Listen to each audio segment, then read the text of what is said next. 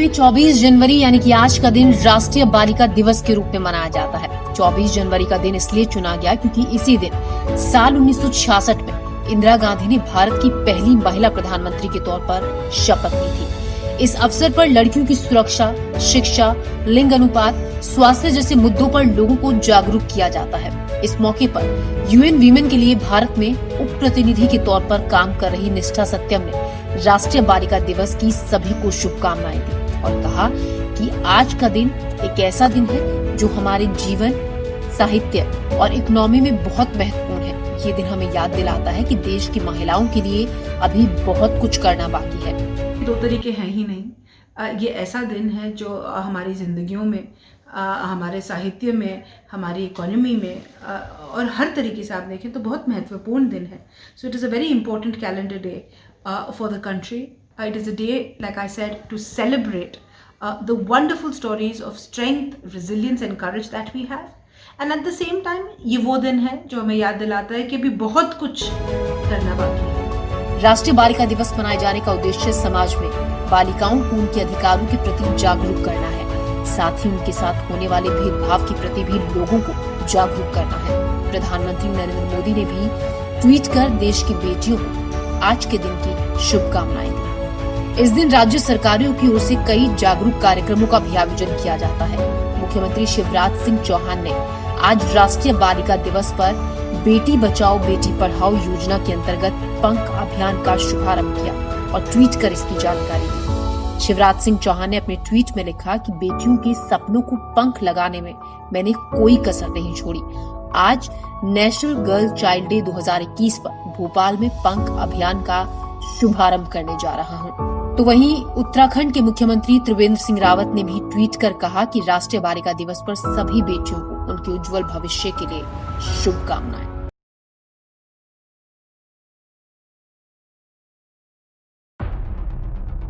किसानों की 26 जनवरी को ट्रैक्टर रैली निकालने को लेकर दिल्ली पुलिस के साथ हुई मीटिंग के बाद योगेंद्र यादव ने कहा कि दिल्ली पुलिस की तरफ से आधिकारिक रूप से 26 जनवरी को ट्रैक्टर परेड निकालने की इजाजत मिल गई है।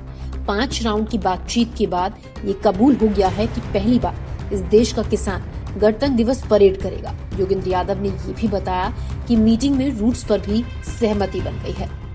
रिपब्लिक डे पे, गणतंत्र दिवस पे किसान गणतंत्र परेड आयोजित करेंगे।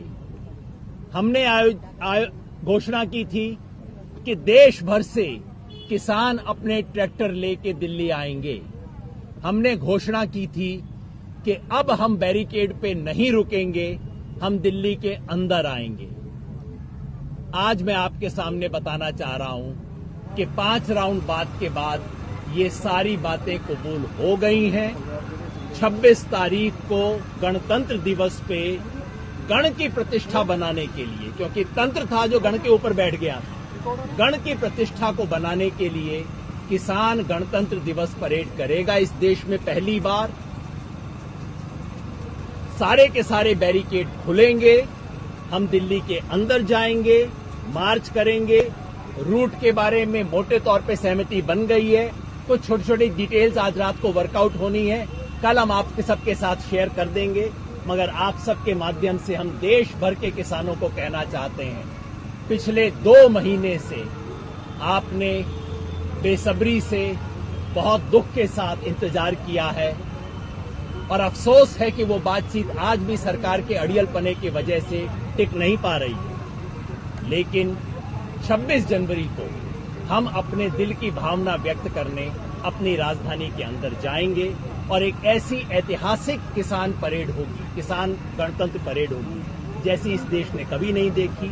शांतिपूर्वक होगी और इस देश के गणतंत्र दिवस परेड पे या इस देश की सुरक्षा आन बान पे कोई छींटा नहीं पड़ेगी।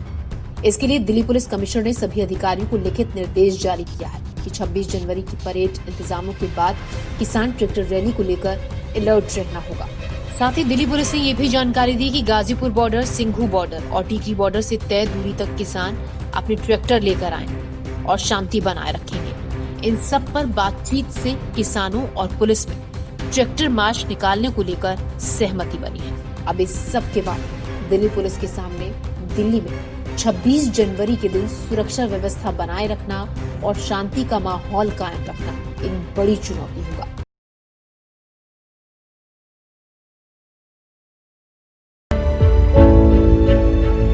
छब्बीस जनवरी पर सुरक्षा कारणों से दिल्ली में मेट्रो सेवा में हर साल की तरह कुछ बदलाव किया जाएगा।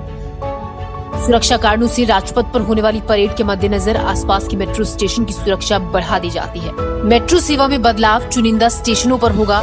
इसके अलावा मेट्रो की पार्किंग भी लगभग 30 घंटों के लिए 26 जनवरी को बंद रहेगी।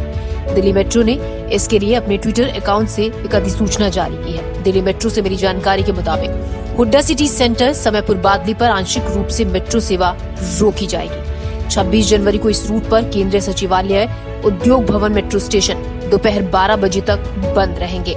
केंद्रीय सचिवालय मेट्रो स्टेशन का इस्तेमाल इंटरचेंज के लिए पैसेंजर कर सकेंगे। पटेल चौक और लोक कल्याण मार्ग मेट्रो स्टेशन एंट्री और एग्जिट के लिए सुबह 8:45 से दोपहर 12 बजे तक बंद रहेंगे। दिल्ली मेट्रो ने बताया है कि सुरक्षा कारणों की वजह से दिल्ली मेट्रो की पार्किंग भी 25 जनवरी की सुबह 6 बजे से 26 जनवरी की दोपहर 2 बजे तक बंद रहेगी। दिल्ली मेट्रो की बाकी सभी सेवाएं बिना किसी बाधा के चलती रहेंगी।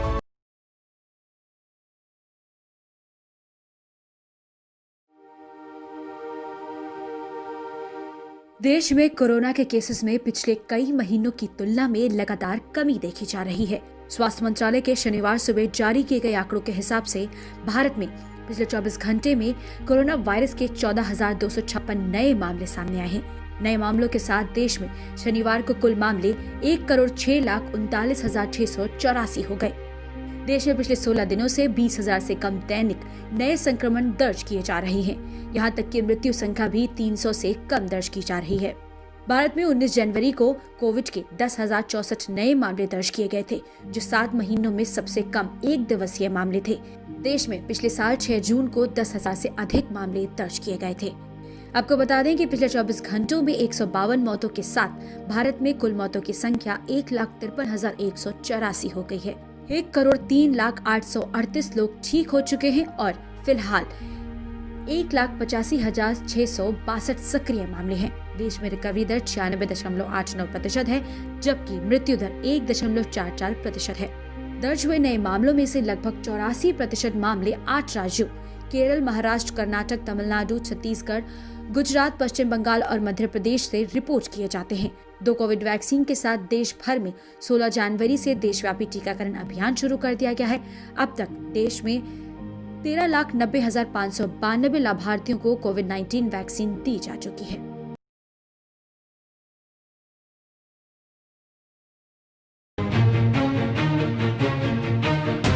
सांस लेने में दिक्कत और निमोनिया की शिकायत के बाद एयर एम्बुलेंस में रांची से आरजेडी सुप्रीमो लालू प्रसाद यादव को दिल्ली लाया गया है, जहां उन्हें रात को एम्स के कार्डियो न्यूरो सेंटर में भर्ती कराया गया है। कार्डियोलॉजी विभाग के प्रोफेसर डॉक्टर राकेश यादव के नेतृत्व में डॉक्टरों की टीम की देखरेख में लालू प्रसाद यादव को अस्पताल की कार्डियक इंटेंसिव केयर यूनिट में रखा गया है। उनके साथ उनकी पत्नी राबड़ी देवी और बेटे तेज प्रताप और तेजस्वी यादव भी हैं। इससे पहले रिम्स की 8 डॉक्टरों की टीम उनका इलाज कर रही थी। इस टीम ने लालू को नई दिल्ली की एम्स ले जाने की सलाह दी। चारा घोटाले में जेल भेजे जाने के बाद लालू प्रसाद यादव रांची के रिम्स में करीब 2.5 साल से अपना इलाज करवा रहे थे। 23 दिसंबर 2017 को उन्हें जेल की सजा सुनाई थी, लेकिन सजा के दौरान ही उनकी तबीयत बिगड़ गई, जिसके बाद उन्हें जेल से 6 सितंबर 2018 को रांची की रिम्स में शिफ्ट किया गया था। तब से लगातार रिम्स में उनका इलाज चल रहा था।